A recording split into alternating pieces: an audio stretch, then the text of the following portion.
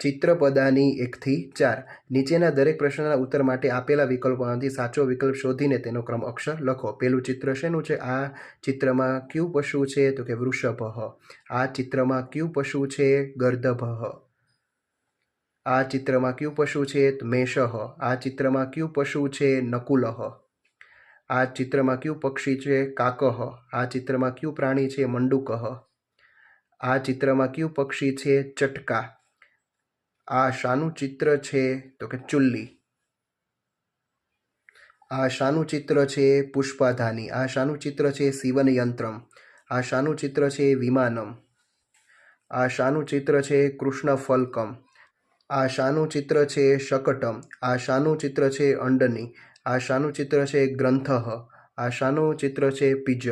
નીચે આપેલા સંસ્કૃત શબ્દોના સાચા અર્થ તેની સામે આપેલા વિકલ્પોમાંથી શોધીને લખો. વૃષભ એટલે બળદ, મકરઃ એટલે મગર, શાટિકા એટલે સાડી. ચાલો એના પછી ઉત્પીઠિકા એટલે ટેબલ, ઉરુકમ એટલે પેન્ટ, શકટમ એટલે બળદગાડું, કરદીપઃ એટલે બેટરી, પીપીલિકા એટલે કીડી. નીચેના ગુજરાતી શબ્દોના સાચા સંસ્કૃત અર્થ તેની નીચે આપેલા વિકલ્પોમાંથી શોધીને લખો. ફૂલદાની શબ્દનો સંસ્કૃત અર્થ ડી. પુષ્પાધાની. કીડી શબ્દનો સંસ્કૃત અર્થ પીપીલિકા સી. દેડકો શબ્દનો સંસ્કૃત અર્થ મંડુકઃ. લસણ શબ્દનો સાચો અર્થ સી. લશુનમ. ચમચો શબ્દનો સંસ્કૃત અર્થ ચમસઃ બી. નીચેના નામોમાંથી અકારાંત પુલ્લિંગ નામ શોધીને લખો. તો આમાંથી પુલ્લિંગ નામ છે મયુરઃ. અકારાંત. પછી બીજું અકારાંત છે ઘટઃ. આકારાંત સ્ત્રીલિંગ નામ શોધીને લખો. લતા અને કુંચિકા.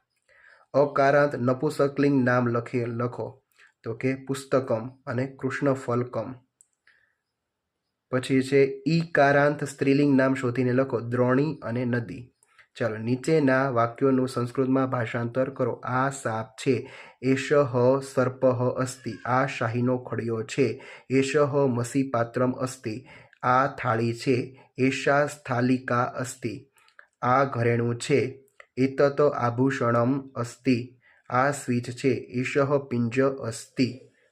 અહીં તમારું ચિત્રપદાની પૂરું થાય છે. Thank you.